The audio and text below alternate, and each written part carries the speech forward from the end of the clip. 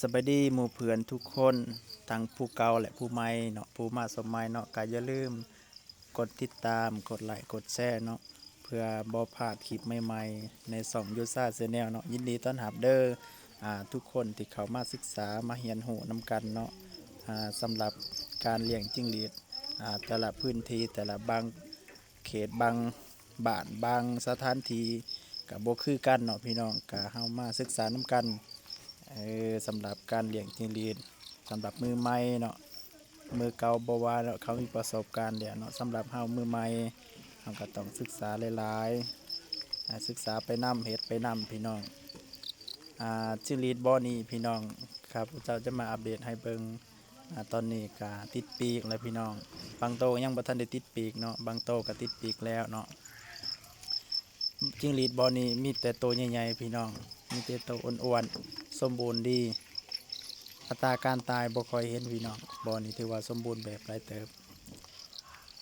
อัตราการตายนี่บ่ทันได้เห็นตัวตายพี่น้องแข็งแรงดีจิริตรุ่นนี้พี่น้องสำหรับอาหารค่อยให้อาหารอันนี้เด้ออาหารไก่อาหารไก่แล้วก็ผักเนาะผักมันเป็นผักเสริมให้ตอนมันใหญ่สงมันใหญ่แล้วพี่น้องจึงให้คันมันยังน้อยบ่พาให้ก็ได้คันว่ามันใหญ่แล้วจึงค่อยให้เพราะว่าลดต้นทุนลดหัวอาหาร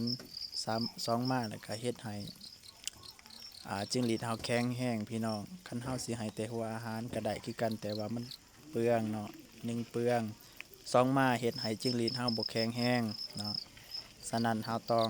ให้ถึงหัวอาหารแล้วก็ให้อาหารพืชผักตามธรรมชาติเฮาเนาะพี่น้อง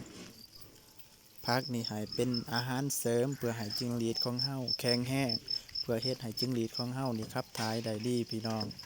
แล้วก็น้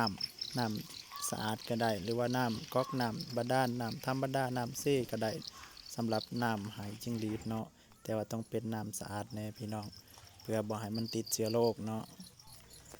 พี่น้องคลิปนี้ก็สิบ่มีหยังหลายก็ฝากกดติดตามกดไลค์กดแชร์เนาะเพื่อเบิ่งคลิปต่อไปและศึกษาหาข้อมูลไปนำกันพัฒนาไปนำกันเนาะพี่น้องเอาฝากติดตามเด้อพี่น้อง